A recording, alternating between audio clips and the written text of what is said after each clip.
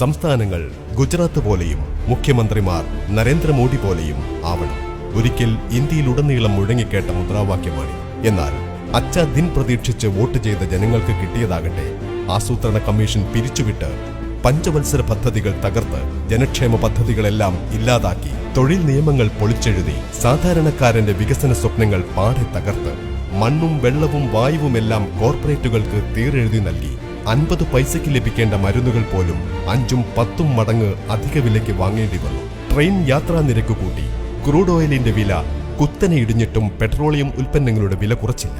അവശ്യ സാധനങ്ങളുടെ വിലയും കുറയുന്നില്ല.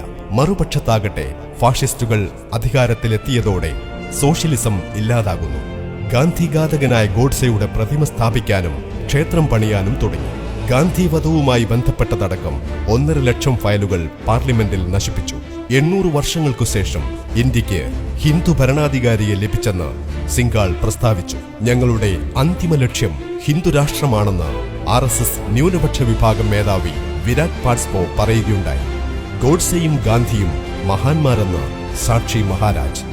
ഇനി ഗാന്ധി പ്രതിയും ഗോഡ്സെ വീരപുരുഷനുമാവും. മോഹൻ ഭഗവതിന്റെ ലൈവ് പരിപാടി. ഭരണഘടനയുടെ ആമുഖം മാറ്റണമെന്ന് പ്രസ്താവന. MP-മാരുടെയും മന്ത്രിമാരുടെയും വർഗീയ പ്രസ്താവനകൾ. വിദ്യാഭ്യാസ ചരിത്ര മേഖലയെ കാവ്യവൽക്കരിക്കാനുള്ള ശ്രമങ്ങൾ. ഖർവാപസി.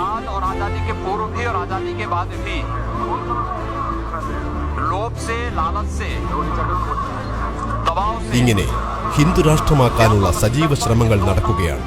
ഇതോടൊപ്പം ന്യൂനപക്ഷങ്ങളുടെ മേൽ ഫാഷിസ്റ്റുകളുടെ കടന്നുകയറ്റം വർദ്ധിച്ചു.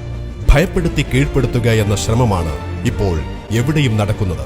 ഒരു വർഷത്തിൽ ശരാശരി 450 കലാപമായിരുന്നു രാജ്യത്ത് നടന്നിരുന്നതെങ്കിൽ 200 ദിവസത്തെ ഭരണം കൊണ്ട് 600-ലധികം കലാപങ്ങൾ നടത്തി.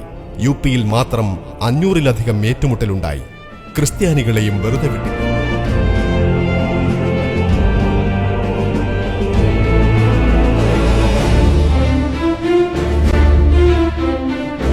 ഈ അവസ്ഥയിൽ ഈ മൗനം അപകടമാണ്.